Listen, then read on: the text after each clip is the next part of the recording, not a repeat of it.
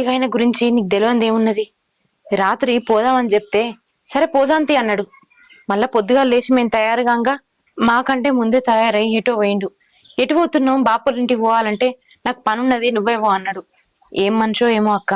ఆయన ఏం చేస్తుండో ఎట్లుంటుండో నాకైతే ఏం అర్థమైతలేదు. కనీసం 2 ముచ్చట్లు మనసారా మాట్లాడదామన్నా కూడా నాతో ఒక్క ముచ్చట కూడా మాట్లాడాడు. ఏమైంది బిడ్డ? ఈసారి తప్పకుండా తోలుకొస్తా అంటే అల్లుడిని తోలుకరాపోతుంది. నేను ఎంత నచ్చ చెప్పినా ఆయన రానంటే రానన్నాడు బాపు.